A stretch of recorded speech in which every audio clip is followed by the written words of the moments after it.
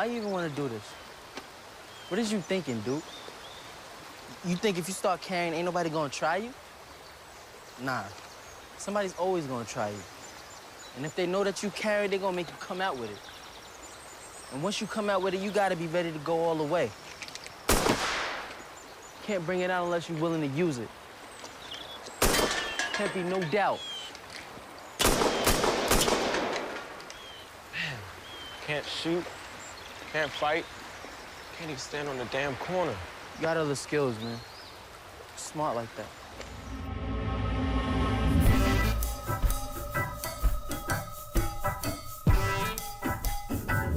When you walk through the corner, you gotta watch your back. What's up, y'all? Yes, sir, it's your host with the most, Method Man. And this is The Wire at 20 from HBO and Campside Media. Can you believe it? No, for real. Can you believe we've made it to the second to last episode of this podcast series? Yeah. Now, we talked about how The Wire was basically canceled after season 3. But today, we're going to get into how it changed during season 3 and how that impacted the show moving forward. And then we'll get into season 4. People talked about how different the second season was, but the third, man, it really wiped the slate clean. The destruction of Franklin Terrace in the first episode set the tone for the whole season. It let you know early on, dramatic changes are coming. The most dramatic involved the fall of the Barksdale organization. It's best symbolized by a growing rift between its leaders, Avon Barksdale and Russell Stringer Bell. Stringer and Avon were like brothers, B. But the streets can turn blood or near-blood relationships into blood spilled real quick. To discuss Stringer and Avon's fallout, here's the man himself, Idris Elba. My name's Idris Elba. I played Stringer Bell. I was in 3 seasons. Initially, it was just a small part. It wasn't significant in the sense that he was obviously the number 2. So for me, it was exciting to watch the evolution. From a dramatic perspective, I think the audience was like sitting on the edge of their seat because here were essentially 2 brothers that they loved watching become this empire, suddenly becoming very quick enemies. That's always compelling to watch. It goes back to some of the oldest stories that have ever been told, Cain and Abel, some of these big stories that look at the separation of friends. You know what the difference is between me and you? I bleed red. You bleed green. What you been building for us? Huh? You know what? I look at you these days, you know what I see? I see a man without a country. Not hard enough for this right here. And maybe, just maybe, not smart enough for them out there. Not hard enough. No offense. I don't think you ever really were. Personally, I felt that it was inevitable that they were going to fall out. They were going to disrupt. They wanted different things or approach things differently. And I feel dramatically it made sense for the writers to try and pull these 2 apart because that's the last thing anyone thought was going to happen. Even though I knew it was inevitable that it was going to happen, I was saddened by the way it happened, I guess. Saddened that there wasn't another way for these characters to evolve. What Stringer was saying made a lot of sense. What Avon was saying had a lot of heart.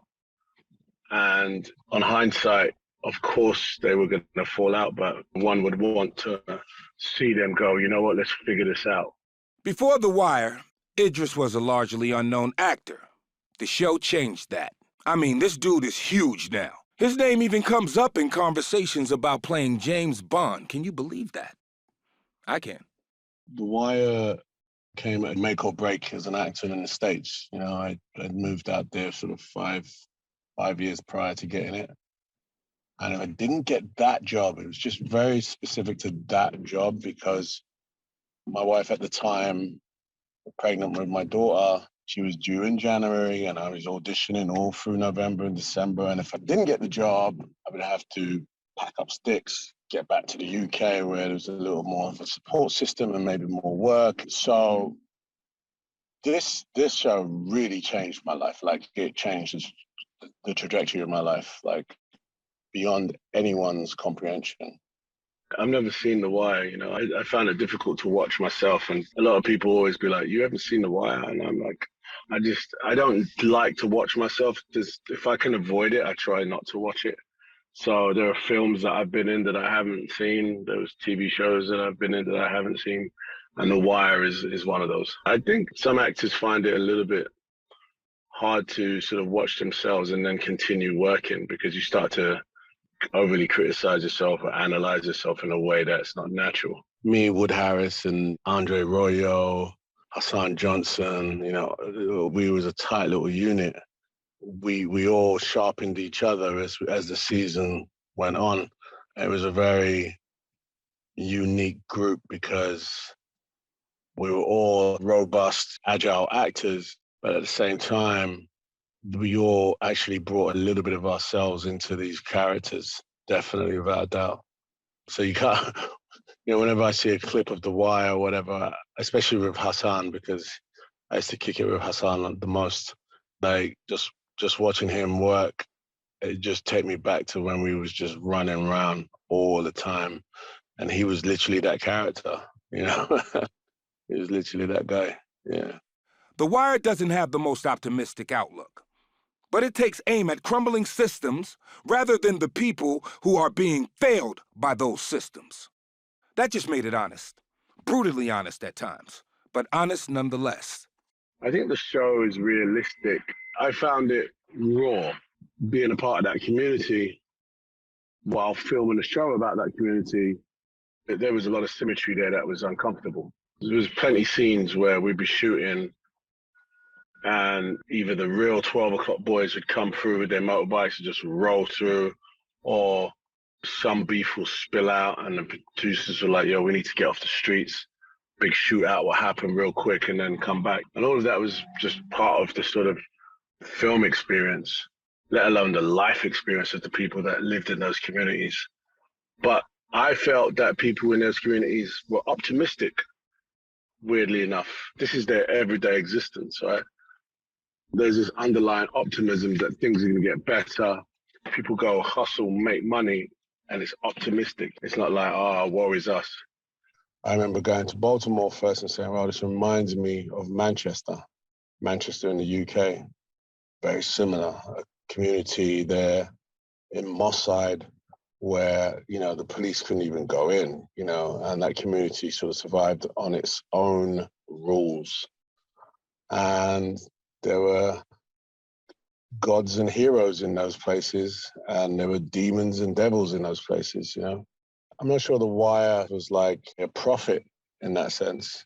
It highlighted an underbelly of America, which for a long time had an outward facing of the American dream is amazing. And, you know, you can come here and do what you want. And to people in Manchester, they were like, damn, that sounds amazing. I want to go to America. I dined on that dream too, you know, living in London, East London, thinking about, wow, what I could achieve in America as an actor. But Baltimore offered a different outward-facing reality. And yeah, it was a wake-up. It was 100% a wake-up. At the same time, The Wire did a great job of balancing its heavier topics with humor. Shit, you could even argue that its cynicism fueled the humor. The show has so many funny moments. Omar terrorizing drug dealers led to a lot of humor. Come on now, by the heads of your chinny chin chin. So did Bunk and McNulty when they were fucking hammered. All right. What are you doing? Where are your fucking clothes? Even Lieutenant Daniels, who always looked dead serious about everything, and I do mean everything, had his moments. This is bullshit. And who could forget when Bodie and Poot ran into Herc and Carver at the movies? Y'all go to the movies? And you must be the lovely Mrs. Herc. And how could we forget about Cheese, who basically carried this whole show with his comedic timing? All right, cottage cheese, chest-ass motherfucker. Bodied that shit. Even Stringer had his share of moments, which have turned into memes. One is his infamous 40-degree day rant.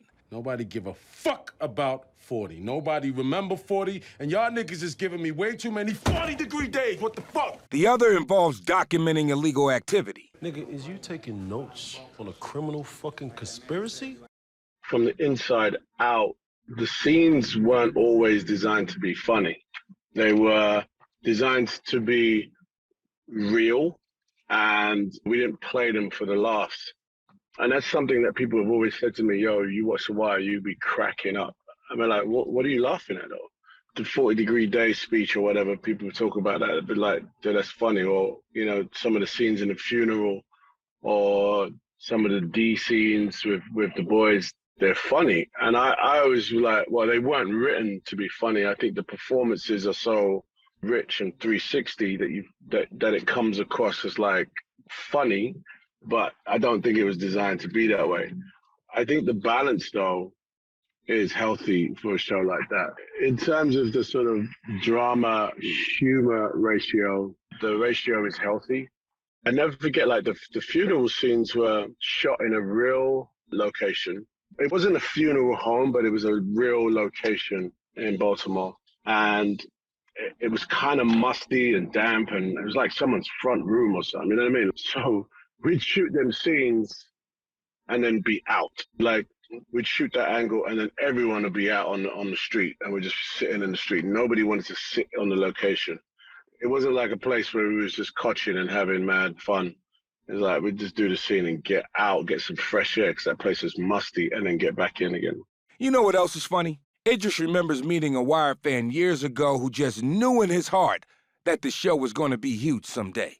That fan was Kanye West. I was watching that Kanye documentary recently, and there was this one moment, which is right when he put out Through the Wire, and he's in Jersey. I DJ'd at a party with Talib Kweli, and Kanye was there. It was Talib's birthday. My son was there, and Kanye was obsessed with The Wire, and he was like, yo, I want to hang with you guys. I'm putting out a mixtape for this album, and I just need, The Wire, come up to the crib. So I'm watching Jesus, and he's in that crib upstairs. He's got that scooter in his house, and I remember thinking, yo, that was me and Hassan rolled up to his house one afternoon, and we were freestyling and bullshitting all afternoon in that very same apartment, man. I got hairs on the back of my neck watching that. I was like, yo. And like, not many people would know that, because we was like, you know, not that well known at the time, but you know, Kanye knew, and he was like, you guys are gonna be the next thing. You crazy? All right, now for the second part of this episode, we're going to cast a spotlight on one season in particular. We asked a lot of people we interviewed which season of The Wire they thought was the best season. Far and away, we heard one answer again and again. I think season 4 was the best season. Oh, hands down, 4. My favorite season was season 4. I think it's the best year of The Wire, season 4. So we wanted to take some time to unpack what makes this season so special. One huge reason, the kids. Jermaine Crawford played Dukie Wings, one of the kids who became The Wire's focus during season 4. Jermaine originally auditioned for the role of Michael Lee, which was played by Staten Island's own Tristan Wiles. What up, Mac? But Jermaine ended up getting the role of Dukie.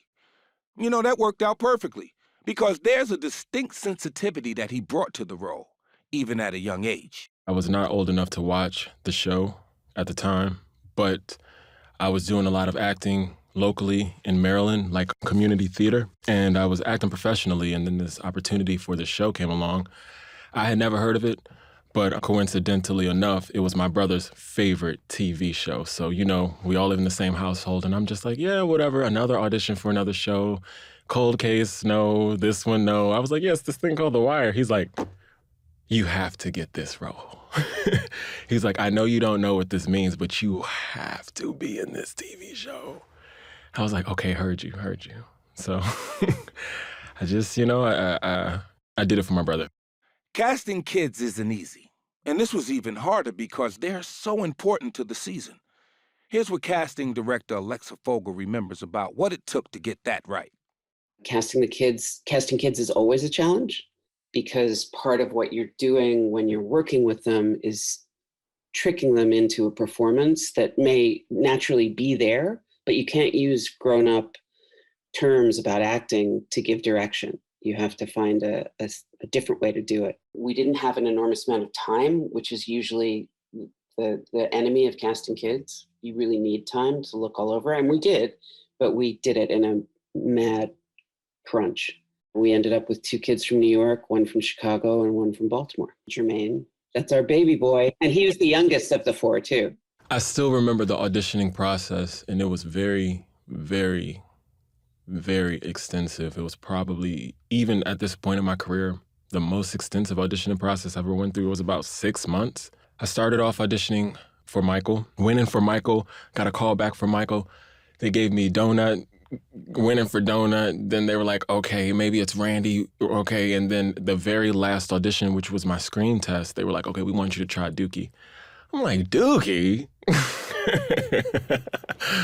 It was a very magical auditioning process with Mr. Chu, who plays Proposition Joe, rest in peace. He coached me through that screen test, and he's a huge factor as to why I believe I got the role, because of course I went in and I did my take of what I thought the material was, and then he was like, hey, can I talk to him 1 second outside the room? Then he pulled me to the side, and he just really broke it down to me. He was like, dude, this role is yours. You need to go in there and kill it. It was that motivation that led me to kill that screen test, and about a week later, I got the call that it was official. HBO is like premium cable, and stepping into that network and that family, you know you're a part of something. I was still young, and I grew up in theater, so I knew you just commit. You commit as much as possible. Wear it, feel it, be in it, just stay there. So I tried to just do as much research as I could on youth who were homeless. And then, of course, Ed Burns, one of the writers, he expressed to me that a lot of the kids that were in the classroom acting with us, they were real-life Dukies, and they were undergoing the circumstance that I was able to tap in and out of once they said action and cut. So even that reality kind of sunk into what I offered to the performance, and just tried to make it as grounded and realistic as possible. Jermaine and the other kids had to deal with the challenge of entering an environment where people already had formed deep relationships. Trying to penetrate that can be intimidating, especially if you're a young actor. The show was already in existence for 3 years before we got on. They took a year off air after the devastating ending of season 3. They already had a really tight-knit family structure. When we got there, I ain't gonna say no names, but there was a couple wise cracks on the young boys, you know what I'm saying? There was a couple jokes like who these young boys think they are coming in on our show, thinking they the leads, thinking they the principal actors, you know what I'm saying? So we had a lot of that, but it was even familial then. It was like when you pull up to the cookout and your uncle who you haven't seen in a long time is giving you a hard time, but it's rooted in love. It's centered in love. Let's be clear, the fall season, we all were like, are we turning this shit into Fat Albert? What are all these kids doing here? What the fuck are we doing? Why are the kids now the star of the show? Andre Royo is one of the uncles I was talking about. I wasn't going to say no names, but Andre Royo was one of the uncles who was like, who y'all think y'all is on that set? Like, he was the uncle for sure. I'm glad you said it. I love Andre, man. Andre's so cool. When we first got there, you already know that once production starts, you're going to have the opening party at Donna's house. There's going to be the wrap party, and then the after party at Donna's house, and then there's going to be the mid party at Donna's house. Donna's the costume designer. There were so many events outside of filming where people would link up and hang. And now that I'm an actor in older age, I recognize that that's not how it always goes. Everybody don't just kick it like that outside the workspace. 4 kids. 13, 14, 15, and 16, just like that. Bop, bop, bop, bop. The most odd of ages that you could be as a young man coming into your own. So we had so much fun on set. We would play basketball. This was when music was still pure, so we were bumping, banging, grinding on the table by the clips and rapping, oh, I think they like me by them Franchise Boys. And we all would do a verse. You know what I'm saying? We would watch Family Guy. We would know every word to Family Guy. We know a song. We all had a verse to the song. There would be the Scream Tour. Everybody goes to the Scream Tour. We just made it a lot of fun. Maestro was a child star, so he knows how set goes. Julito had worked with Spike Lee. He knew how set goes. So they already knew the culture of creating a fun environment on set. So we just kind of, I guess Tristan and I, we kind of followed their lead and just having a good time. We didn't get invited to the Nickelodeon Awards because that was a little grown for the kids. But I was 12 turning 13 when I started The Wire. So sometimes in Hollywood, 12 can be 8, 12 can be 9. So I looked really, really young. But by the time I came back at 14, 14's closer to 16. So, you know, I was just shooting up and just freaking skyrocketing and just beanstalking all over everybody. And then I had the fucking afro that was like 4 inches taller. So, you know, that puberty thing kicked in. The 4 main kids, Jermaine, Tristan, Maestro Harrell, who played Randy Wagstaff, and Julito McCullum, who played Naaman Bryce. They all formed a bond, but Jermaine and Tristan, they had something unique. It helped make Dukie and Michael's friendship feel even more genuine on screen. I'll keep it real. I'll tell you the scoop, right? I remember at the screen test, I was sitting there with my mom. Maestro wasn't here for the screen test. I think he got cast away because he was in Chicago. But they brought all the options from New York to the production office in Baltimore to do this screen test. And I remember Julito, Tristan, maybe some other people came in. And Tristan came over to me. He was just like, "Oh, I'm Tristan. Nice to meet you." And I was like, "Okay." And I just never forgot that. You know what I'm saying? And so when we started working together, I always just felt closer to Tristan. And I don't know if it was intentional. I haven't asked David, but the way it was me and Tristan were super close. Julito and Maestro were super close. And we'd all just kind of meet somewhere in the middle, right? Now, I don't know if that was an observation made by David and Ed, like, okay, we see the dynamics, let's really run with it, or did they already know that it was going to go that way and art imitates life? Like, I don't, it was just, you know? But, you know, me and Tristan, we really kicked it tight. We found out filming the 5th season that we were kind of like second removed cousins because one of his cousins married my cousin, and this is a true story. So we're like, wow, you live in Staten Island, I live in Maryland, and we're second cousins, and we met on an HBO TV show. Like, life is interesting. We heard there was a little tension between Jermaine and Julito back then, which seems fitting, considering how antagonistic Dukie and Naaman's relationship was. Yo, you a seriously backwards dude, you know that, right? Playing with bugs like he's stealing Pampers. No, you the one that need Pampers. Put them over that mouth you got. Catch all that shit you be flushing. We asked Jermaine to clear that up for us. It's not that we didn't get along, but I do think we were wearing our characters. And at that young age, sometimes you can't separate. Because when you're young and you're acting, the only, what child actors do is commit, overly commit, so that you can be as pure as possible. So I think just the nature of the character that he played and the nature of the character that I played, naturally there was going to be some resistance. Even as men, Julito and I have talked about it and we laugh about it really hard, but I think it was meant to be. It drove me to give the best performance I've ever given. It drove him to give the best performance, you know, that he's given thus far for both of us. So there was slight tensions on the set. No one ever came to blows, ever. And it never really turned into no type of argument. But there, you know, if I'm 13 and he's 15, our minds, we talking about different shit. We talk about different shit. So, yeah, naturally there was a little bit of resistance between Julito and I, but throughout time, we love each other like family now. Sonia really took us in, almost like the mom on set, like the auntie mom, you know what I'm saying? She took us in, so I was most comfortable with her in that way, because there was that nurturing kind of vibe that Sonia gives you, you know, she gives you that warm feeling inside. It was either that or Jim True Frost. Me and Jim True Frost, we did a lot of scenes together and we kicked it. And Jim True Frost is a cool dude. Jim True Frost plays Prez Belusky, by the way. He's just one of the coolest people, most open-minded people, and he's a lot of fun to work with on set. I can't get my head around that the kids who played the students in my classroom are now pushing 30 years old. It kind of doesn't make sense. For the rest of us, you know, you're 30, you're 40, you're 50. It all feels like a moment. But Those people have grown up. Wow. I still haven't seen him since we wrapped. Hopefully, I get to see him soon. I would love to see Jim True Frost. That would make Dukie's heart melt. Watching those young actors grow into their roles and grow as actors as the season went on was just so cool. And it wasn't a bit of a surprise to me. I could tell from the very beginning that they were really taking their work seriously. I mean, some of them had had some significant experience before, some had very little. And then there was a whole slew of kids just playing the sort of background or one-line parts in the class. And all of them were dead serious about the work too. There was just a real sense of like, we're going to tell this story and we're not going to waste our time or waste this opportunity. You know that saying, those who can't do, teach?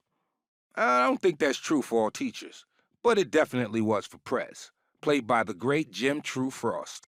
Look, Prez had no business being on the street as a cop, but he started to find himself as a teacher during season 4. Here are Jim and Ed Burns, who based some of season 4 on his experiences teaching at Baltimore's Hamilton Middle School.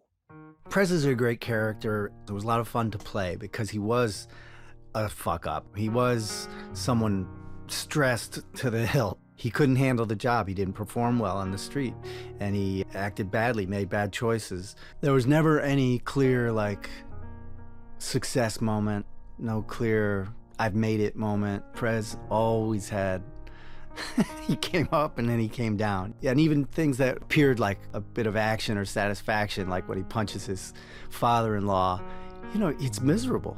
He's not like, yeah, that felt good. It's like he's caught in such a terrible bind right there. There's always trouble around the corner for Prez. My main preparation for the role of Prez was living with my wife for 2 years. And what I mean is she had been a school teacher in Baltimore with Teach for America in, you know, one of the 2 really tough, under-resourced schools in Baltimore that were the source for Ed Burns' material as he wrote season 4 about one of those schools. The other school was the school that he taught at. You sort of have this idea when you see a school, especially when you look at it from the outside, you have an idea that there's learning going on inside. Because you were in school and learning was going on, right? Well, when I went to Hamilton Middle School, the only thing that wasn't going on in that school was learning. And that's a fact. My wife taught at Booker T. Washington Middle School in 94, 95. 2 school years, 2 whole school years. And she'd say things that I'd hear 10, 12 years later right out of Ed Burns' mouth. Like, she had a co-teacher who said, you know, I fought in Vietnam. This is much, much more challenging. The grief, you know, I remember nights when she cried herself to sleep, and this would be a year or 2 after she had taught in Baltimore, just kind of going over in her head. I mean, I would read those scripts and say, oh yeah, I've already heard this story. I heard this story from my wife. I think the second day the school was in session, the principal, Miss Holly, who was great, came into my room and I said to her, you know, you ought to go out there and shake the bushes in front of the school. We had these big bushes in front of the school, because I said, I was watching, they're dropping guns and things like that in those bushes. You should just do it. So she had the janitors go out and shake the bushes, and sure enough, they came up with a whole bunch of knives, you know. So that was the school. I would talk to Ed Burns about almost every scene that I had to do as a teacher, because I knew that there would be something either literal or something beneath the surface that came straight from his experience.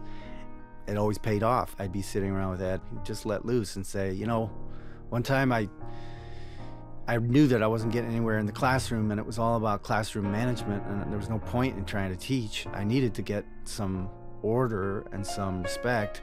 So I spent a whole day having them rearrange the desks in the classroom. Or the thing about using dice, playing dice to help learn math, to violence in the classroom, to taking care of students and providing Whatever they need that they're not getting at home, as much as you can. Stories like that from Ed kind of gave me the raw material. It was never like notes about acting or even understanding the story better. It was always more just like, what's going on underneath and what's your experience, Ed? Throw me a bone. And man, he had so much to share. Every kid in my class, the first year, had failed at least once, if not twice. I had one kid who was like 6'6". This is 7th grade. So that's where the idea of separating the kids that we did in the 4th season, that's what I dreamed up as a way of separating the corner kids from the stoop kids. And it really worked for the stoop kids. In 2 years, we got an enormous amount of kids into special programs in the high schools around the city. There's one scene where Freeman and Bunk come to see me in the classroom, and the world's turned upside down for me. Those guys represent something I really respect and loved, but also all the grief and terrible memories of shooting somebody and having to leave the force. And all these new feelings of protectiveness and dedication to the kids that I'm teaching, and having to kind of stand up for them and say, hey, these are my kids. Don't mess with my kids. You know, that was something that, just couldn't even be imagined about Prez in season 3 or season 2 or season 1. So those scenes were really, really satisfying. Remember the episode where this girl, Shaquan, keeps messing with this other girl named Letitia? And then Letitia slices her face open with a razor? We call that $1.50 where I'm from.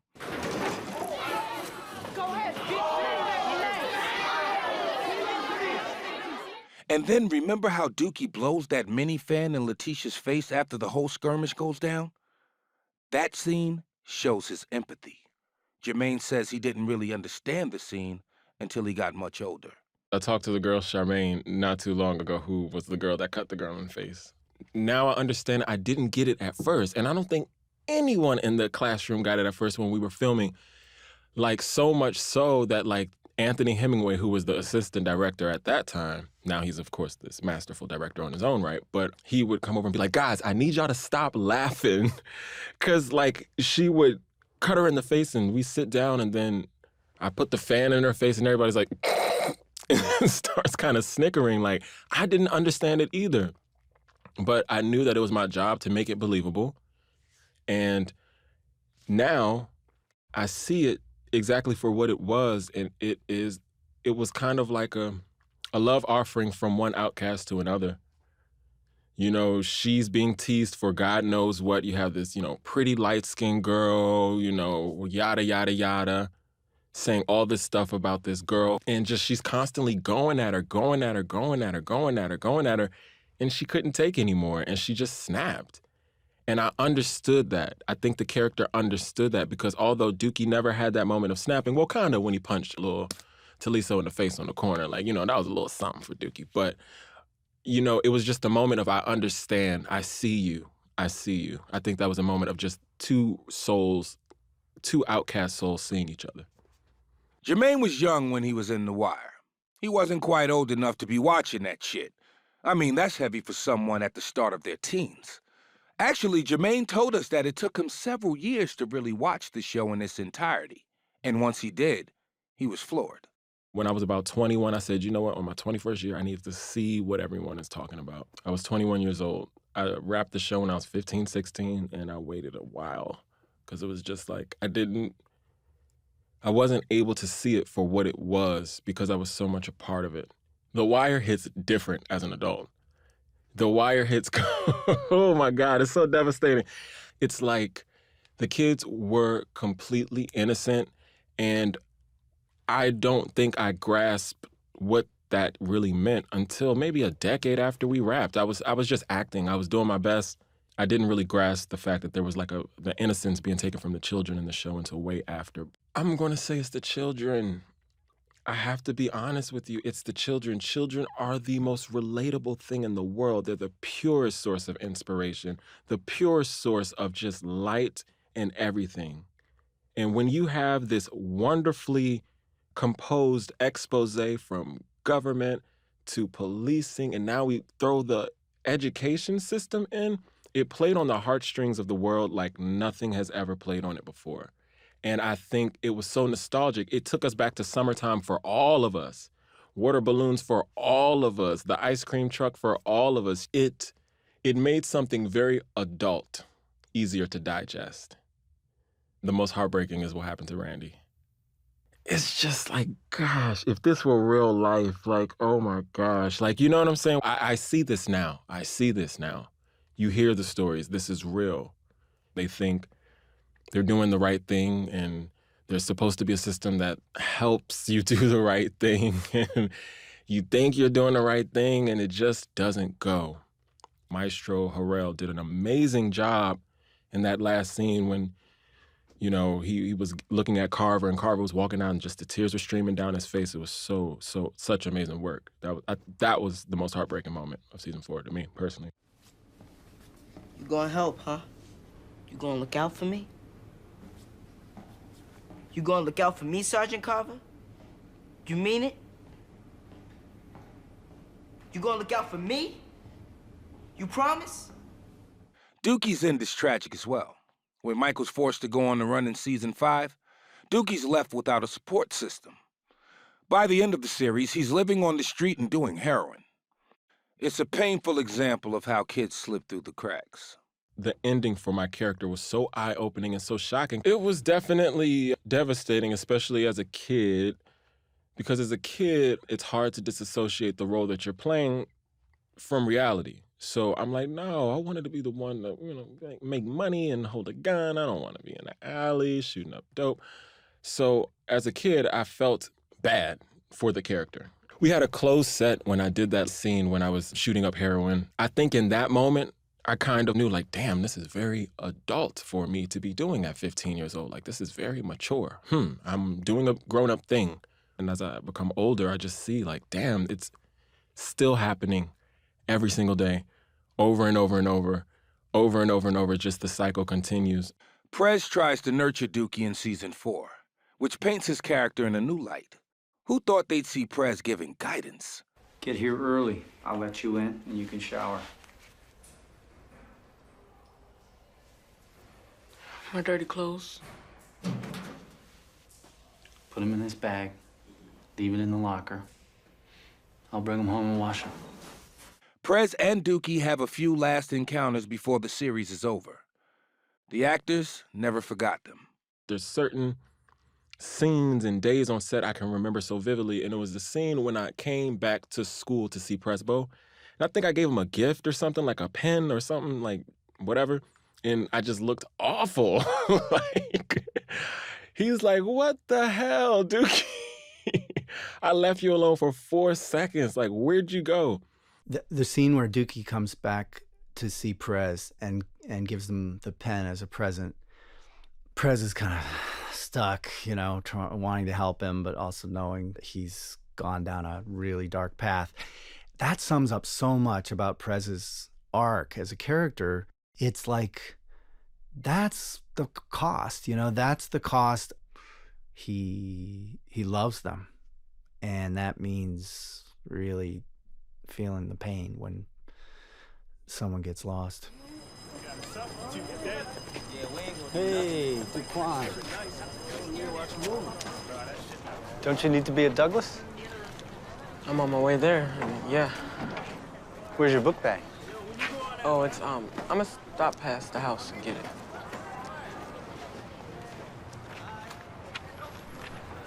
It's a present. For you did. It's for your desk. I think I kind of got it even at that age. It was just that exchange when I recognized that my character was lying to him to protect the fact that you know what I'm saying? I was like, oh, damn, like, he has nothing. Like, Michael is like, dang, I can't hold you, dude. And then Mr. Presbo was like, Dukie, I can't. And I'm just like, nah, it's cool. I'm fine. I'm good. I think that's the moment where it clicked for me as the actor playing the character that it's a slippery slope from here. I know audiences connected with it just because it's that sense of, if only things had been a little different or a lot different. Randy and Damon and Dukie, they're all, yeah, those are some sad-ass stories. Dukie was genuinely a tragic figure, and Jermaine says Dukie stayed with him for years after The Wire was over. It did put me in a really weird place for a while after production. It was almost kind of like a survivor's remorse thing. Because it's like, whoa, they say wrap and cut, and now it's over for me. But it's like there's a lot of kids who are still like dwelling in that every single day, and it's no HBO set for them, you know? It took quite a few years to kind of let go of the character.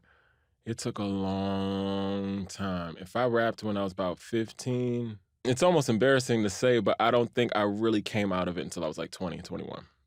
It was just a dark time for me. My voice was changing, my body was changing, my look was changing. I was really entering puberty and manhood, kind of in front of the world. I'm auditioning, I'm working, I'm doing these jobs. And I think I was still wearing Dukie. You know, I was still wearing Dukie. I was just sad. I was depressed as hell all the time, and I really didn't know why. I couldn't really wrap my mind around, like, why am I so sad all the damn time? Because everyone was associating me with Dukie. I was associating myself with Dukie. It really took me a long time to snap out of that. It took me a long time to snap out of that. I believe that every role you play is a part of you, for you to really be organic and pure and truthful.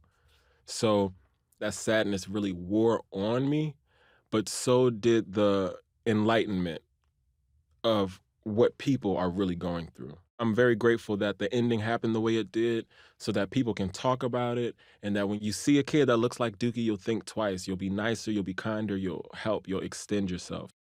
The Wire explored how systems fail people.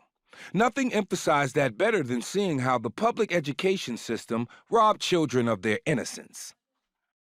It was great to hear from Jermaine about this, just like it was great to see him as a grown-ass man on We Own the City, created by David Simon and George Pelecanos, respectfully.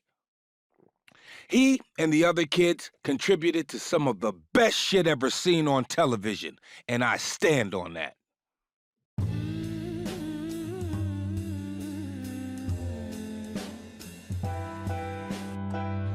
Next week on The Wire at 20. David Simon was like, look, I'm not going to dumb down my show, man.